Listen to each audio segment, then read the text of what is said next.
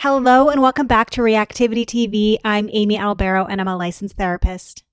I'm Chris. I'm not a licensed therapist, but this show actually doesn't need two therapists. It needs a paramedic to defibrillate the shit out of it and bring some life back into it. I don't even know how to respond to that. So we're here, episode 5, season 29 of The Bachelor, Grant Ellis's season. Yeah. What'd you think? You know, I'm happy to get into my thoughts on the episode, but before we do, be sure to hit that like button at the bottom of this video and hit subscribe. We love our growing subscriber community. It's such a small way that shows a lot of support to us. It goes a really, really long way. And so we really appreciate when you do and when we see you active in those comments. Yeah, please also hit that bell icon so that you're alerted anytime we post new content to the channel. So my thoughts. I just feel like this season is a lot further along than where I would expect it to be for episode 5. Like this was the pre-hometowns episode. Just felt like, again, it really snuck up on me. I definitely hear you in like the lack of energy or interest going on in this season or in this episode particularly, or it's kind of like recycled drama, the same old. But, you know, I definitely have some thoughts about some of the dates and about the top 4, the families that we're going to meet. How about you?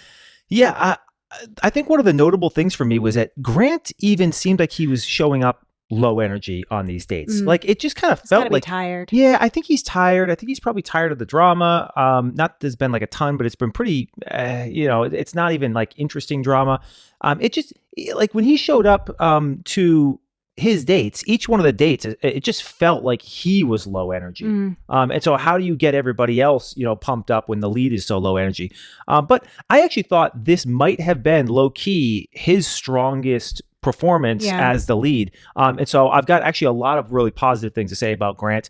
But yeah, on the whole, we're just not seeing, when I say it needs a paramedic to kick some life into it, I kind of mean that seriously. Like it needs a jolt of something because, it's becoming a tough watch.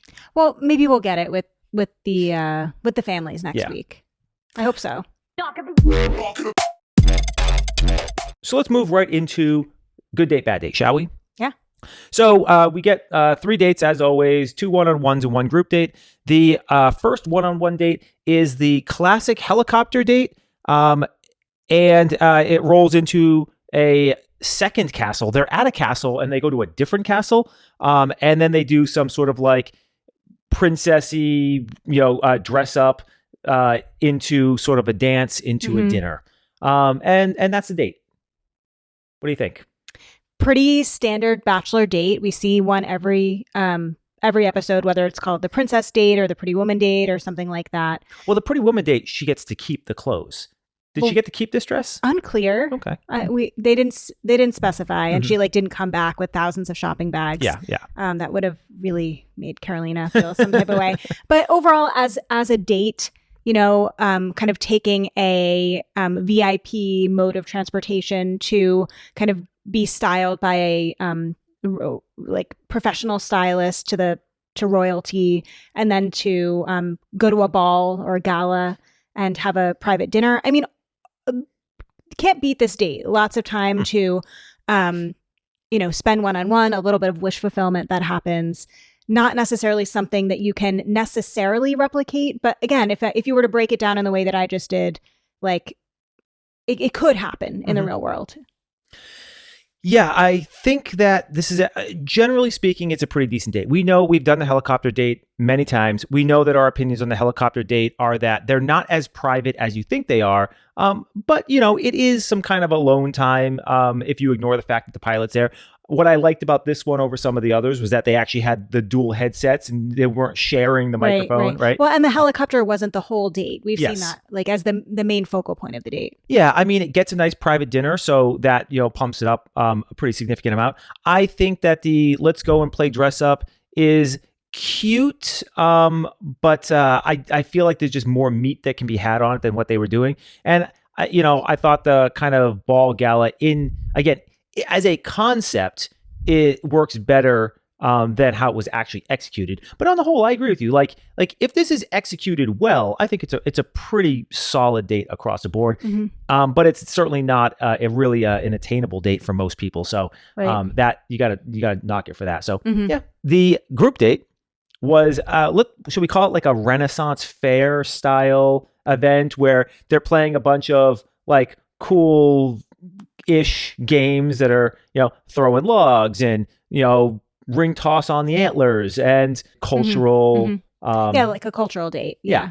But different than a cultural date. Like a lot of times cultural dates are you're going and learning from the locals and sitting there, and for those that don't care, they have to pretend like they care. And this was very interactive. This was like interactive and more fun and more games. And then they did have an after party.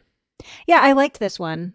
I wish we saw more of it. But I think it would probably be really fun to be on. Great group date, but also could be fun as a one-on-one date, just to kind of be a little bit silly, engage in the culture of the region that you're in, kind of like get in the spirit with a little bit of costumery. I liked it. Yeah, I mean it's the best date of the season in my opinion. It is the date that I want to be on the most. It's the one that I'm actually excited for. It's the one that I am actually disappointed that if I don't get to go on it. Like I would actually like this so much. I would almost rather be on this date from forget about the one-on-one time. If it came down to be on this date in a group setting or go have a one-on-one, I'd rather go on this. This looks like a ton of fun. As a group date though, and as we see, you can really get a good sense of someone's personality in like a little bit more of an organic and authentic way than like the, group performance dates, things like that. So yeah. And what I liked was the variety of different activities that are going on. You feel like everybody should be able to find some competency somewhere. So we're ranking that one solid date. Yeah. And we go on to date 3, which is the very classic walk around the city date and then go have dinner. Yeah, always a good date. I mean, we talk about this multiple times a season. So yeah, I think it's a great date. They end it, private dinner. What's not to like? The only thing that was a bummer about this date is that it rained, but that's okay. You get to get close under an umbrella. But we also didn't mention yet that they're in Scotland, so yeah, weather, it's gonna rain. It's gonna be wet. Rain. Yeah, it's gonna be wet. Yeah, it's just a function of the atmosphere. So yeah, all around, I think. Is this the first time where we've been positive on all 3 dates of the season? I mean, I think just last episode had been so critical of the dates. So yeah, that production hurt us. They literally went back in time and reshot these episodes. That must be it. That's what it is, right? That's what it is. Before we get into the dates themselves, let's just lay a little bit of the backdrop here. Jesse comes in. He announces the setup. It's the classic, 2 one-on-ones, 1 group date. At this moment in time, we have 7 women remaining. We know that we are dropping to 4 because hometowns is next week. So 3 people are going home. The only 2 people of the 7 remaining that have not gotten a one-on-one date are Zoe and Juliana. And so I think it generally is felt by everybody like, obviously, these are the 2 that are going to get the one-on-one dates. And as it happens, Juliana gets the first one. No one's surprised. Latia gets her second one-on-one of the season, leaving Zoe out in the cold. Right. And Latia just had a one-on-one. Yeah. And let's not forget, she also got the 3-on-1. That's right. That's right. So she's had 2 one-on-ones and a 3-on-1. If that is, I mean, how much more can we be signposted Latia is the front runner, right? And so Zoe starts to spiral here. And honestly, like I think this is entirely justified. Totally reasonable. I mean, this was the moment where if Grant is going to indicate to you that you are, in the running, you think that this would be the moment. The only thing you could potentially hang your hat on is the time I have had with him is so powerful and has been so good that I'm such a front runner that he doesn't even feel he needs more time with me. But I think most people would think of that as a bit delusional. Right. I mean, like that is a possibility, but yeah, I mean, a more likely explanation is, you're just so far behind that it doesn't matter. Right. And that's definitely where her mind goes. Sure. Well, and one other thing to note about these dates is the other thing Jesse tells us is that there will be no roses given at any of the dates because it's hometowns. Grant really wants to take his time, gain as much clarity as he can, and then he'll make his decision at the rose ceremony. Yeah, which I'm all in favor of. We all know that I am hugely critical of the fact that if you get a one-on-one date, you're just guaranteed automatically to get a rose, it feels like, at least of the seasons I've watched. And I think that is a bad precedent to set. And so I like that they just take the roses right off the table. Right? Agree. Yep. Okay, so let's get into the dates themselves. Starting off, Juliana's one-on-one. Now, they get into the helicopter. A better helicopter trip than we've seen. Maybe not the best, but at least they've got separate microphones. It's not the entire date. They head off to another castle. Beautiful castle. Looks bigger than the first one they were in, too. So, Juliana can carry that, accolade with her. Hey, I got the bigger castle, fellas, or ladies.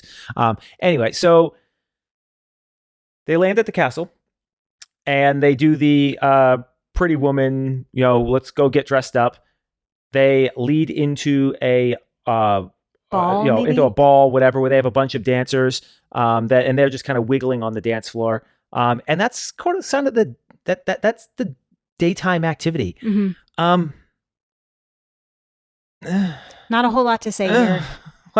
Not a whole lot to say. I mean, listen, Juliana is kind of a ball of positive energy, which she does kind of explain a little bit later on. But it seems like they're really just having fun together, enjoying each other. There's nothing serious here. Yeah. It's just like hanging out, having a little bit of fun time. She's happy to be there. Just happy to be there. And, it looks like they had a good little afternoon, but like as a experience of connecting and getting to know someone better, it was for me kind of a fail and a miss. But I will say that Juliana made up for lost time at the dinner. Right. Yes. The dinner, up until this moment, this conversation at dinner actually felt like the single best conversation of the season. Agree. They were both in this conversation. They were both, they were connecting on, she was being very vague here, right? But she was talking about, addiction issues that she has, people in her orbit have had that she's had to deal with, and how this has kind of changed her and changed her perspective and how it impacted her life. And while she was vague about the details, she wasn't vague at all about the impact. And this is something that Grant really resonated with. And you saw him really drop a lot of his guard, come out of his shell. We've heard the lone wolf tattoo story before. She hasn't, but we've heard it before. But the way he delivered that this time around had so much more depth.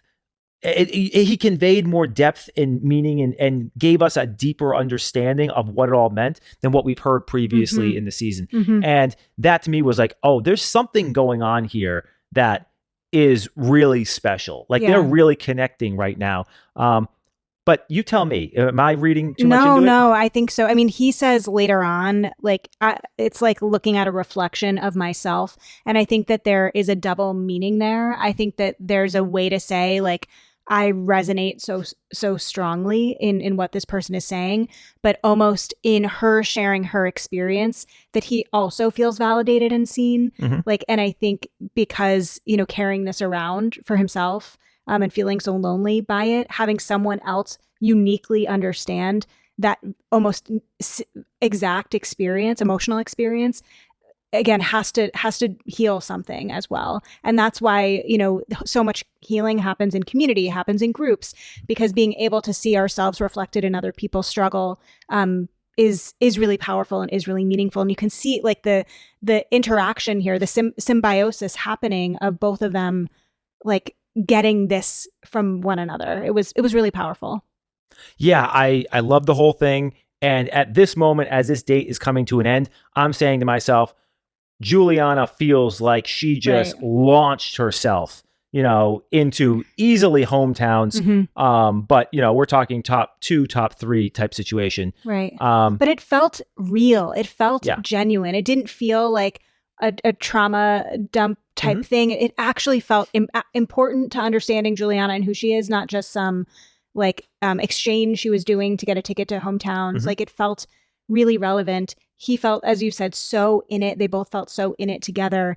And I think that I've said a number of times this season, Grant continues to put his money where his mouth is. And he had said at the beginning of their date, I have been attracted to you since day one, but I really want to get to know you. And then after she shares this and they talk about it, he says, like, this really makes me feel for you. This makes me feel like I want to be there for you. This is what I'm looking for. I'm so emotionally attracted to you. And it seems legitimate and it seems genuine. And then he also talks about how he believes that their relationship could help them both repair what they've been through, which I think could be true. Yeah. I mean, this was, for a lackluster afternoon, she really hits it out of the park on the tail end of this. Grant also says something really beautiful to Juliana. He says, I feel very strongly about you. I see a partner that will build me up, and when you don't feel strong, I'll carry you. And that was so beautiful. And it seems to summarize, again, what he is looking for in a partner, what they will do for him, and what he wants to do for someone else. Yeah, this is a show where everyone talks about love, but you see very little demonstration of love and oftentimes very little vocalization about that correctly defines what love is. And this actually comes closer than almost anything else we see on this season, right? Yeah. I mean, he is basically just prescribed a set of values and projected behaviors of the two of them that long-term successful relationships can be founded upon. Yeah. And I don't think people really understand just how actually deep what he just said was. Yeah. That's not fortune cookie wisdom right there. That's actual wisdom. Yeah. Yeah. He's again, a very deep and intentional guy. And he's quite insightful. Very incredibly insightful. And again, we see that play out through this whole episode, through this whole season. But I do, like, watching this, I felt like, you're watching a special moment. I almost felt like this isn't something I should be watching. Like, it just felt so intimate and it felt so personal. And I was just, I couldn't help but watch this and then think about what we're watching on Love is Blind and like the lack of this, the lack of depth and sincerity and vulnerability, and really just seeing the juxtaposition between the conversations we're seeing happen over there in Minnesota and the conversations we're seeing play out here on The Bachelor. Okay, let's move over to the group date. Yes, so we have the Renaissance cultural fair style thing. We have 5 people going on it. That is Serafina, Alex, Carolina, Dina, and Zoe. They all get dressed up in some kind of cultural attire. It's a daytime activity. They go out, eat some food, some cultural food. They play a bunch of games. Carolina is sitting off to herself. We're getting a lot of narration from her, basically saying, hey, you know what? I am just going to get through this, and I'm just going to kind of keep my mouth shut. And the way she's narrating it suggests that she's just going to, like, play by the rules and not draw attention to herself. But that's not what we get. Instead, we get her pouting in a corner, which of course draws attention to herself. And I think you see, like, again, the difference between how two different personalities or people navigate this. We have Zoe, who again has not had a group date thus far, and we hear her raw emotional reaction to it when she first learns this, and saying, like, I'm this is embarrassing, like, I'm tired of these games. And so she she excuses herself and goes off into her room. In the same breath, Carolina is talking about how hard it is to spark a connection, and how others, like, continue to surpass her connection because of all the time they're getting, and just kind of complain, even though she's already had so much. Can you imagine being married to Carolina? No. Like, this is your life. Forever. Nothing you do is ever going to be good enough. Nothing. You could make $1 million in the stock market tomorrow, because Grant, remember, is a day trader. He can make $1 million tomorrow, and she's going to be like, oh, okay, well, let's go have a really nice dinner. And the next day, you don't bring home $1 million and be like, well, you made $1 million yesterday. Where's my $1 million today? I mean, let's exit, Carolina's spouse. And again, we haven't necessarily done this disclaimer this season. If you've been following along with us, you know this. I just feel the need to say that we are only commenting on what we see on TV. We don't know these people. They're cast members on a TV show. And so what I'm about to say about Carolina or any of the other cast members has nothing to do with them personally. It's really just a reaction and observation to what is being shown to us on this very edited TV show. Extraordinarily edited. Extraordinarily edited. But speaking of edited, for those of you who are following the Love is Blind podcast, go and pay attention to what Lauren said about the edit about the wax conversation, just to find out how edited these shows actually are. Yeah, nice sidebar. But okay, so so you know what you're talking about, what it might be like to be Carolina's spouse. But if again, this character of Carolina, it must be also very hard to be her. Imagine having that mindset of all you are looking at is what you don't have, the lack of everything. And it doesn't... I know what you don't have. You're literally in the top 0.1% of beautiful women in the world. Poor you. I know. If only you weren't one of the most beautiful women on TV. My tiny little violin, you know. But this is not unique to Carolina. There are so many people that operate from a more of like a scarcity mindset, more of, you know, paying attention to what they don't have, paying attention to all the bad things that are happening, the negative things that are happening. And at least in what's shown to us, this seems to be a big way that Carolina operates. She and it's a protective mechanism. It's a coping mechanism. When she even thinks about, you know, bringing Grant home, she's kind of like, yeah, but, you know, what if I bring him home and it doesn't work out? Then what would be the point? Like she can't let herself dwell in what is or what could be in a positive way. And it's all to be self-protective, kind of looking at the negative, looking at what isn't there. So we see that part, which again, that's a really hard mentality to live in and can't, it's really hard to be a happy individual and have that mindset. Those two really don't go hand in hand. Meanwhile, we see Zoe, who again, I've set up, has all the reasons to be frustrated. And how does she enter into this date saying, you know what, my personality is just to make the best of every situation I have, make the best of everything. And she fully leans in. And despite her being the only individual that has not had dedicated one time with Grant, she appears to have a good time, appears to just, you know, get into the relationships that she has with the other women, laugh, enjoy her day, while, you know, Carolina pouts in the corner. Unfortunately for everyone, except for Carolina, that does work. It does draw Grant in, and that creates more drama for the women. So a couple things here. I really like what Zoe is going to do later on this date. But before we get there, in response to what you're talking about Carolina's mindset, I think I have a treatment remedy that might be able to shock her out. Immersion therapy, I think it is. Okay. I think that when you are as hot as Carolina and you're complaining about what most people would consider to be nonsense, you should be required to wear a fat suit and ugly makeup for like a week and walk around town like that and see what the average person experiences and how the average looking person is interacted with on a daily basis. And then hopefully after a week of that, you realize that because you're so hot, you don't have problems. So shut the hell up is kind of my thought on that.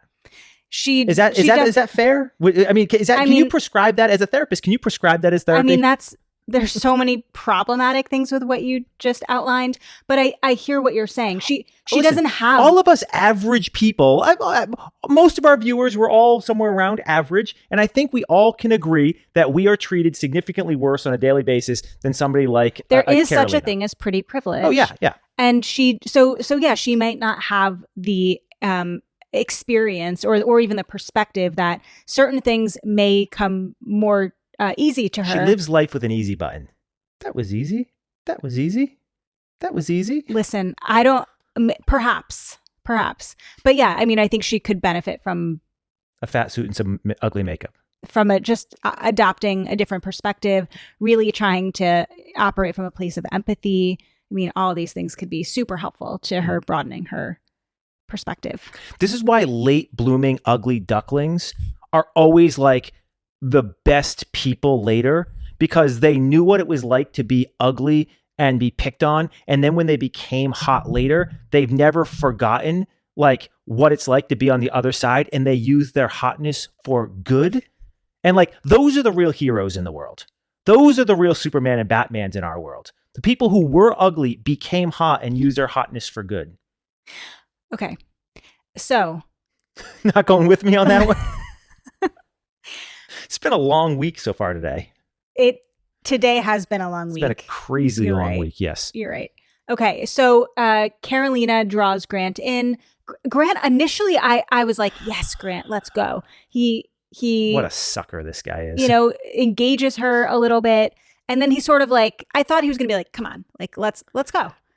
Yeah, well, he's like, come on, get up out of the chair. Let's go. And he's like, all right, let's take a walk. The second that they took the walk, that was where it was like, oh, Grant, like this is, if he made one big mistake this episode, this is it, because it just played directly. And we're getting all the narration from all the women that they are tired of Carolina, that this has gone on too long, that they're frustrated with the entire thing, and him pulling her and not just like going over the table and talking to her. Like, they could have stayed in the general vicinity. Going that far off a walk played directly into the narrative. And it's just a bad look for him. It just brings on more antagonism, and animosity among the women.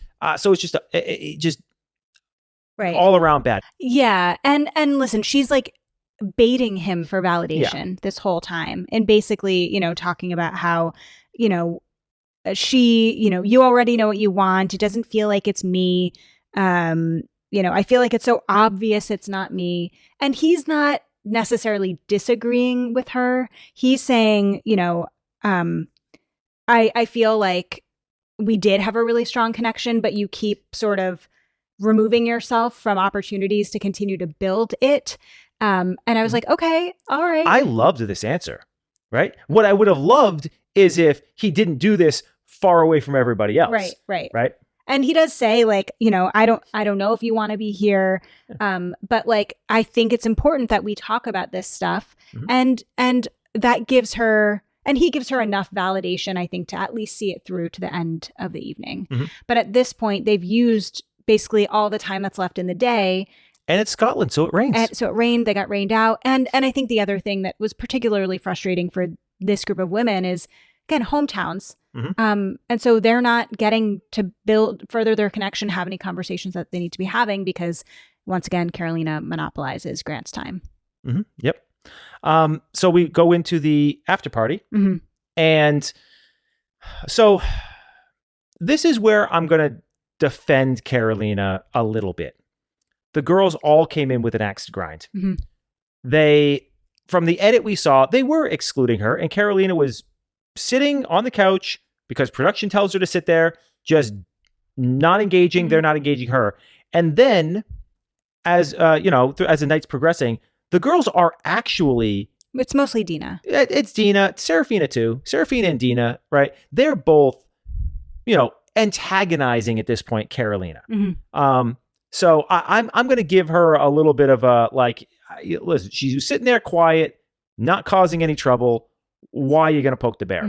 But before we even get to all of that, Grant, again, a strong moment for Grant. He walks into the room, kind of talks about the day a little bit, and he asks them, did you guys have fun today?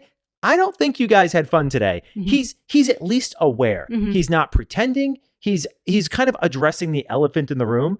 And I think that that's strong. Like, does it make a difference? Maybe not, but at least it's out there, right? At least he's communicated, like, there's stuff going on here and I'm not unaware of it. Right. And so maybe I don't know how to fix it. Maybe I don't even fully understand what's going on, but I'm at least aware that there's something going on here. I thought that was a strong moment for him. Yeah, I agree. It's vulnerable too. Zoe does get him first, which I think was a nice call. Yeah. Strong moment for her. Yeah, you said you really liked this. Listen, I like when somebody addresses head on something like the fact that, like this would be me. Like, we're in the top 7. Everybody's got a 1-on-1. You've given now somebody else a second 1-on-1 who also got a 3-on-1, and I've got nothing. explain to me how I'm supposed to interpret that. It's okay if it's not me. If it's not me, that's fine. Like, but there's two ways to look at this. Either I'm so far ahead or I'm just so far behind. I don't see any other middle ground. So just tell me, because if I'm so far behind, like, it's cool, but just shoot me between the eyes and let's just move on with life. And that is vulnerable, right? It shows vulnerability in how she approaches it. It also shows tremendous amount of strength that she actually can have this conversation.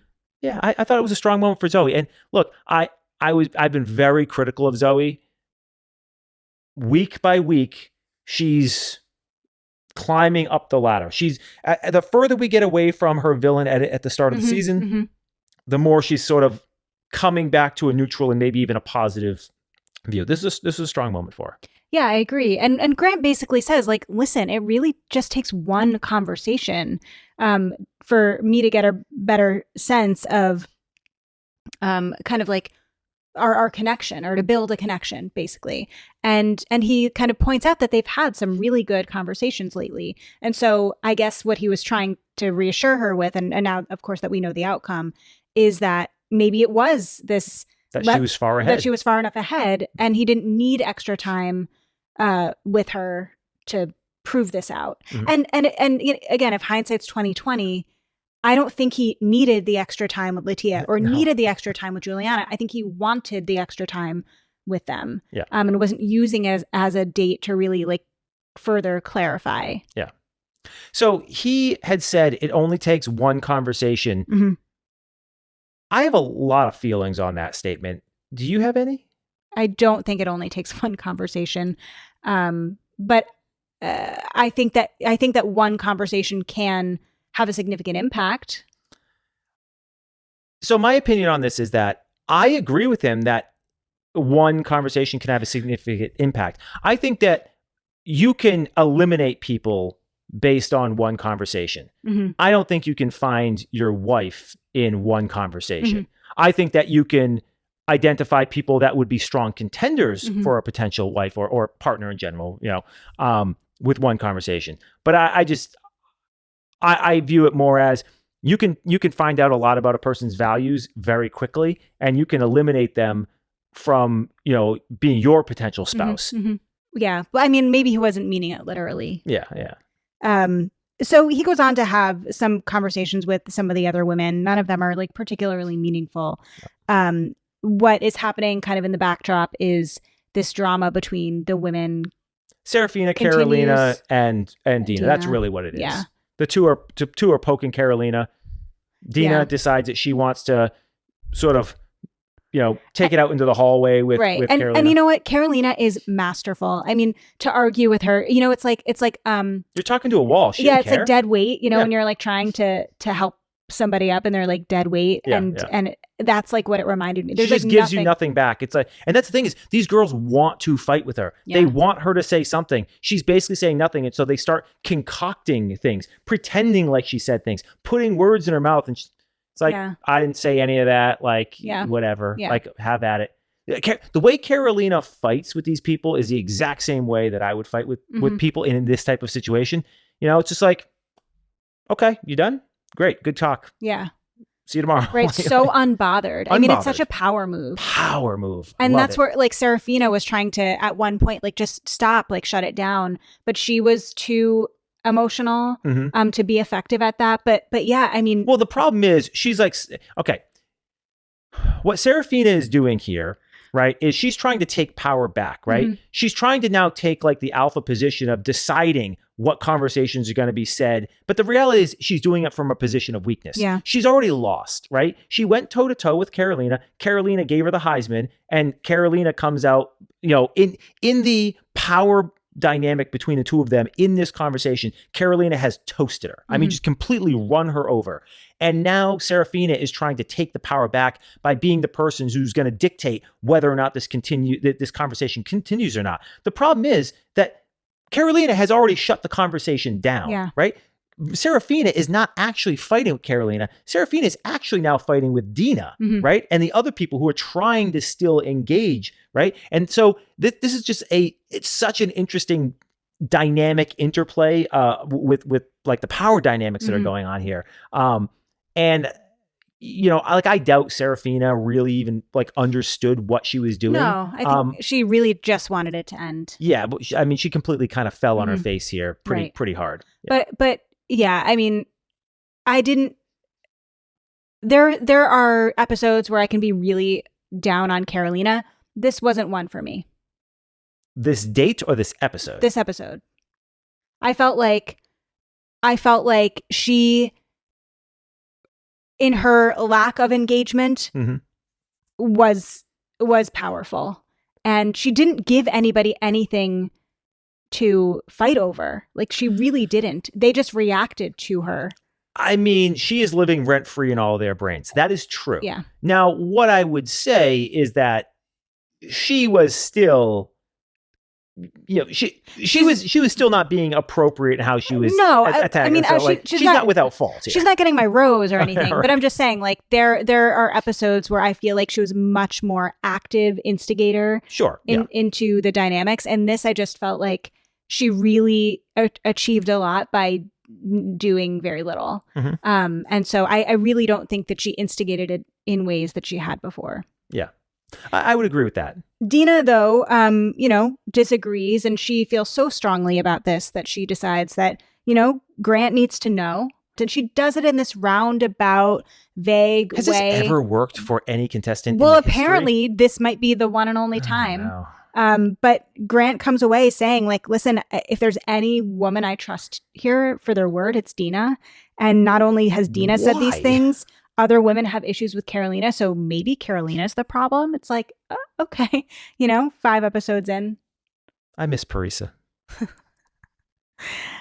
So he kind of says, ends the date in saying to us, to the viewers in his in the Moment interview, that he came here for clarity on this date, but he's leaving more confused. I feel like this group date also was another group date that kind of ended suddenly. Yeah. And just like, it was just like abrupt. He's like, okay, I'm done. I'll see you all tomorrow. Kind of very abrupt. Yeah. I mean, for a date that had so much potential. Yeah. We didn't even get to the axe throwing. There was no jousting. Let's move on to Latia's date, because there was some stuff going on there. Yeah. Okay. So Latia's date, walking around the city. I have to say, I didn't mention this in the past, but going back very briefly to Juliana's date, I felt like that was an inferior version of the Pascal Joan date. Very similar date, but the inferior version of it.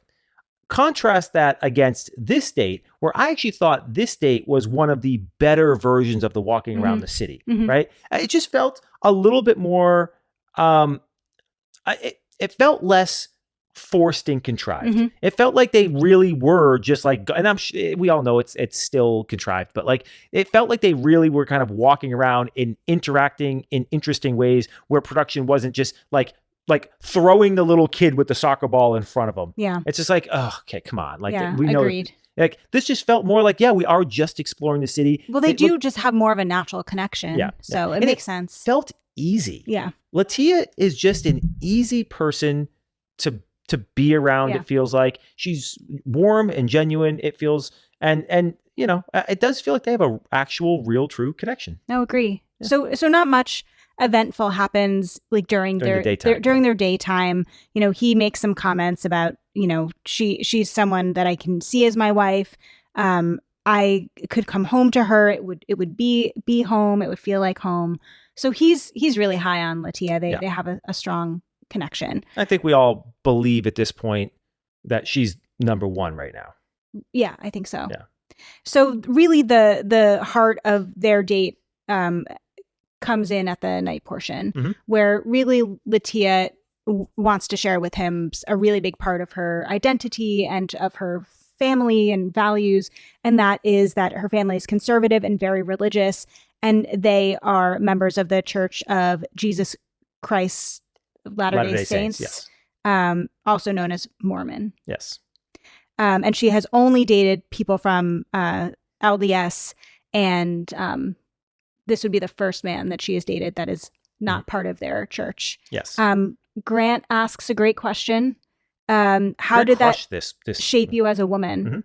And I thought that was such a good question, especially, knowing what we know about LDS, and she, really gives a concrete answer, and also gives us a sense of what she would be wanting to bring into her marriage. And so she says, I want God to be a part of my marriage and raising kids. I want to raise a family with the knowledge that, God loves you, and talks a lot about that. And then asks him, what are your thoughts on religion? And he shares about his relationship with God, and how he has found faith and things like that. You talked a lot about Latia's portion of the conversation. The thing about Grant's side of this conversation is that he came at the conversation with just as concrete. He talked about how religion has been, and how it's less about religion, more of his relationship to God, right? How it's affected his life, how it's molded him,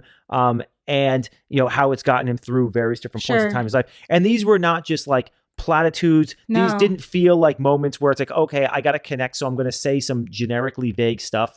Like, he came with very specific things, and that, I think, was quite meaningful, right? Absolutely. Yes, they very clearly have different religions, but if you both are strongly faithful and your religions are at least in the same general vein of one another, then you can work within those, right? It's when one of you has a lot of faith and the other one doesn't, or your religions are just so far away from one another, where it can't really work. And Mormon and presumably Grant is Christian, probably Catholic or some sort of Christian. Mormon and Christian are at least in the same general ballpark of each other, right? Generally in the same ballpark. Listen, Grant says, like, okay, there are logistics, for lack of a better word, that we would need to really figure out and see how this would work, and also how her family would view me. But like, I want to, like, I want to figure it out. Then they go on to talk about how, with him being different, from a different faith background than her family, and being that he's the first person she has dated outside of her faith, or her religion, he says, being part of my wife's family is really important to me. I desire family, so I know I belong. And then they have this really touching conversation about, Grant sharing what his upbringing was like, and him being alone a lot, and how that really has shaped what he wants to create within his own family, having dinners together as a family, because as a kid he ate by himself and on his own a lot. And that is where, like, faith really would come in, when he was alone and he would talk to God. And then he says to her, like, I'm going to learn how to be better for you. And she's, crying at this point, like, really just, she says, like, imagining him as a kid eating in his room alone, like, really got me. And she reassures him that he's already enough for her. And it was like, I'm getting tearful talking about it, but it's a really just beautiful moment of, again, similar to Juliana, like, this felt like a real conversation, such a touching conversation. They were just so in it. And again, it felt like a private moment. Grant's crying. It just felt like a private moment that I was like, oh God, like, I again feel like I feel like I shouldn't be watching this. This feels just so special. So we have repeatedly said throughout this, and it's become a bit of a joke, how Grant just keeps talking about mother of my children, mother of my children. I want to be a dad. I want to be a dad. This was the first moment in the season where I started to understand where that comes from. And I think that was a moment for me when I was watching this conversation, where it was like, started to really click. Like, I think we've gotten bits and pieces, and it's like, okay, we can kind of like justify where it's from, but this is the moment where just, oh, I get it now. And I think that it seems like Latia picked up on that as well. And she obviously got a much longer version of this that gets edited out for us, but like, yeah, that was I think that was the most important takeaway for me from this conversation. Yeah, they both did great. I mean, I don't know what else to say. She feels so far in front. Mm-hmm. It feels like she's basically lapped everybody else at this point. It just doesn't even feel like there's suspense left. Mm-hmm. And I know from the trailer that there is the teasers that there is, but like I don't. At this point, I don't really know how. Like, why are we not to top 2 already? In some ways, right? It just feels like her and Juliana are just so far ahead of everybody else. Yeah, well, especially with who remains as his top 4. He does tell her that he's falling in love with her. She looks absolutely stunned. Yep. And that's because that's early for him. He's not supposed to do that until hometowns, right? That's how the script goes. Yeah, but he's also again spent a lot more time with her than you would typically at this point. Don't remind Zoe of that, or Carolina. But anyway, so they end, and then we kind of head into the rose ceremony. No cocktail party. No cocktail party. Don't think you really needed it at this point. Yeah, so I guess the main takeaway is Carolina pulls Dina. Dina's like, for real? Are we doing this right now? They go up there and they have a little cry fest where they apologize. Yeah, I mean, was it an apology? It was kind of like a non-apology apology. Carolina basically says, like, listen, I just want to say that I'm grateful for what you did for me last week and what you've done since we've been here. And then Dina says back, you're just so hard to talk to in groups. Like, you're so hard to get through to, and Carolina apologizes and Dina apologizes, and they both just agree. Like, I just want to be on good terms. Like, no matter, like, this might be the last time we see each other, or last time we see each other for a while. I just like want to be good. And I thought it was nice. It was nice to see. We don't usually see that. And yeah, again, Carolina was kind of, it felt to me like this was a goodbye. Yeah. Carolina was feeling pretty strong that she was not going to make it, or that Dina wasn't going to make it. One or the other. Yeah. Like, I think she was pretty confident that there wasn't room for the both of them in the top 4. Right. And so this was a moment where, okay, if it's me, this is at least one person that I can have a conversation with and maybe redeem myself, and get sort of a good edit on the way out. Yeah. And worst case scenario, if I get to stay another week, it's a moment where I still get to look good, and maybe I can salvage, a friendship out of it with Dina, when all is said and done. So this felt pretty, I mean, maybe it was genuine, but it also did feel rather calculated. Yeah. Carolina is a calculating individual. They are, again, we're not a Bachelor news outlet, but I've been hearing that there is a little bit of shade being thrown back and forth at one another. They seem like frenemy types. Yeah. So I don't know if that's like just for like TikTok or what, or if it's real, but there seems to be a little bit of beef going on. Then Grant enters, and we learn whose families he's going to meet. Yeah, look, it was relatively fast. So we are dropping 3. They go, the roses go in order: Latia, Juliana, Dina, and Zoe. I was shocked by the Dina and Zoe of it, but I guess it doesn't really matter because his top 2 are definitely Latia and Juliana. Yeah, Latia and Juliana. I would have liked to see Alex and Serafina rather than Dina and Zoe. Well, talking this through a little bit, I don't think that there was any big surprise here. I mean, I already said that Serafina is a discount Alex, right? So Serafina going out makes perfect sense to me because I didn't see where she was going to fit in the top 4 anyways. Right. If there was going to be an available spot, it was going to go to Alex before it was going to go. Alex, exactly what the concern we had was, is she just going to kind of be too friendly and it's not going to be romantic? She was an early front runner. Right. What do we always say? Rose. First impression roses for men mean nothing. It's actually almost a death sentence in a lot of ways. Men are just different than women. That first impression rose does not matter. And so Alex going, not a surprise. If Alex going, then Serafina's going, right? Because she just basically has her strictly dominated, on pretty much every axis, which means you end up Carolina. We know Carolina's going. Production can't hang on to people at this point. It's all up to the lead. Grant has told us about as bluntly as he can that he knows that there's a ton of BS going on and he's done with it. So we know she's going.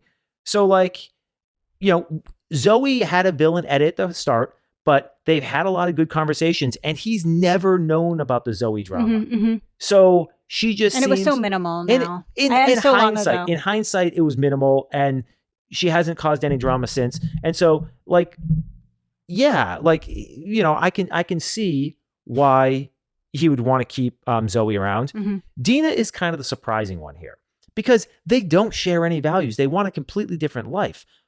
Like, that's the one I don't get, mm-hmm. right? Like, swapping Dina for Alex. The thing that I could see about Dina, and maybe he's not necessarily reading it as a values misalignment, but I think he could feel like Dina's got me. You know what I mean? Like, Dina could be a good support to me. And I think that she could, but maybe not in the way that he is imagining. I think they define support differently. Yes. That's it. Yeah. Yes. I think that Dina provides a little bit of a security blanket in that if he falls down, then he knows that she's a different kind of partner, right? She's somebody who can overlap with him and provide some safety and security, if he wants to take a risk, right? Mm-hmm. So in our relationship over the years, early in our marriage, I was the one taking all the career risks, mm-hmm. right? Mm-hmm. And we did that for about 10 years. And then I went and got the stable job and you went and took the career risks, right? Mm-hmm. That's because we can overlap in certain aspects of the relationship. When you look at Grant with some of the other potential women on the season, that dynamic probably doesn't exist, mm-hmm. right? Where, if he's taking a risk, he's taking a risk and there's no safety net there to protect them. And so there is something appealing if you have a lot of desire to take some risks and maybe do something great, right? Mm-hmm. And, he was a professional basketball player and he is a day trader. This is a guy who's not afraid to take risks, right? And his risks have, for the most part, paid off. Oh, and by the way, he went on The Bachelorette and became The Bachelor. This is a guy who's used to taking risks and his risks paying off. So I could understand why there would be an appeal to somebody like Dina who gives him a little bit more stability, a little more stability on the back end, and can kind of protect against some of the downside risk. Yeah. Which, by the way, as a day trader, is something that you pay very close attention to. Yeah. Good assessment. Hey, I gotta look out for my fellow traders. I'm happy you asked about my rose this week. Love it. My thorn this week. I hated to see that. Okay, should we head into Rose and Thorn? Rose and Thorn, baby. I gotta say, I got some roses. I was gonna say, thorns. I'm looking at your notes. Don't you look at my notes, you cheater? No, you can't look at my notes. I can't read them, but I see that you have things prepared. So why don't you go first? Okay, so I'm just gonna start with my thorn. Okay. Jesse, buddy, I love you. Love you. He looked old this episode. Jesse came on camera and he just looked old. And I don't know why. I don't know if it's the lighting. I don't know if it was the beard. I mean, I look old too. I shaved this week, so I look a little bit younger than I looked last week, but I look old. So I feel it. But I just couldn't believe when I saw him. I'm like, when 1 week you looked at you aged 10 years. So I don't know what it was. I think it was the lighting with the beard and the hairstyle. Not great. And your rose? Okay, so those of you who are following the Love is Blind recaps as well, we had commented that they are going hard at faith and religion in that show. In a negative way. I mean, they are going aggressively hard to the point where there is clearly a massive agenda. And the reality is, we've said that we are not religious people at all, right? We have no stake in the religious game. That being said, it is an objectively true fact that the majority of people live better lives when they have faith in their lives. And the agenda of, it's one of the pillars of well-being. Absolutely. And there's so much research and data over literally centuries showing that people are just better off if they have faith in their life. And so this was an episode where we saw a real positive message and agenda around faith. And not so much about the individual religions. Forget about the individual religions, because that's far less important than having faith in something. And I thought that was beautiful. I thought it was wonderful. I think society needs more of this. I don't care what your religion is, but I think broadly speaking, people need to reattach themselves to faith and they will live happier lives. And that's not me saying it. That is literally 1,000 years of data saying that. So I thought that was a beautiful message that you don't find too much Certainly not on ABC. Certainly not in sort of modern Hollywood. So I really appreciated that. And then we'll give a little rose petal. And that's just this was Grant's strongest episode. He has given me confidence again that he can be a strong lead. He's had a lot of weak weeks, right? A lot of weak weeks. 2 different spellings a week there. See what I did there? But this I felt happy for him. So. Yeah, I agree. I mean, I think I am so down on Love is Blind that I have such a strong positive bias toward this show right now that I'm like, I don't even have a thorn to give. I think that is okay. That's how hard the Love is Blind watch is. I mean, listen, I mean, who could get my rose? Latia could get my rose. Juliana could get my rose. Grant could get my rose. Who probably deserves a rose is Zoe. Zoe deserves my rose for her turnaround. For not her turnaround, her attitude. And I think that it shows a lot about her personality and her resilience and her grit and her tenacity to be able to just continue to kind of push on and have a good attitude and lean in when, there's things stacked against her. So I loved seeing that. Is she my favorite cast member on the show? No. Do I think she's going to win? No. But I think that it says a lot about that type of attitude, particularly in this setting. So I think she'd get my rose this week. But again, the dates were good. Scotland looked cool. I mean, what the rain? Is that a thorn? I don't know. Well, it's one of those things in the engineering world. We ask, is that a feature or a bug? And I feel like when you're in that area of the world, the rain is a feature. Sure. Right? Yeah. It's like being in Seattle. You don't move to Seattle because you want sunny days. You move there because you're kind of miserable and you want to just have a dreary life. Right? Yeah. Well, so I guess if I am going to pick a thorn, we already kind of talked about it, but I was so disappointed to see the way that Dina and Serafina got pulled into Carolina's web here. Pulled in? Is that an accurate assessment? Serafina has been looking for a fight this whole season. I don't think she has. I don't know. I've seen enough of Serafina to know that, to me, it feels like she's always right on the cusp. She's never the antagonist, right? But she's always right on the cusp and right on the edge of being involved, right? She's a follower, not a leader, but she's more than willing to follow right down. And if this was a season where there was more drama, there were more problem people, she would be in the middle of all of this. I have no doubt about that. Perhaps. But anyway, their involvement in the drama just was disappointing. And the way that it got handled was disappointing. I was just like, oh, no, don't do it. And so I guess that would be my thorn. But if they didn't do that, what else would we really have to talk about? So that's all I got. And with that, I feel like we have been off the rails all night. So just take this train back into the station and we'll jack her back up and put her on the tracks for next week. Does it feel like we've been all over the place? I feel like I don't even know what's even going on anymore. It's been a long day. lots of podcast recording lately. I feel like I really... And our actual jobs have just been chaos. Oh my gosh. Chaos. I really give so much credit to content creators that do this full time. But listen, we're halfway through the season. We're going to be back next week with hometowns. So we'll get to meet 4 different families and, hopefully watch Grant continue to shine. We'll also be back next week with more on Love is Blind season 8 if you're watching that along with us too. So be sure to check that out. But again, subscribe, rate, review, comment, share. All of that stuff goes a long way. You can also follow us on Instagram at Reactivity TV. You can follow me at Amy Albero LCSW. We're doing some fun things on Instagram, having some polls, having you vote on some of the interactions, some of our takes. So get involved. I know some of you already are, which has been cool to see you over there. But we'll see you on Instagram. We'll see you in the comments, and we'll see you right back here next week. Have a great week, everybody. Bye. I should get an Instagram so I can take part in the polls.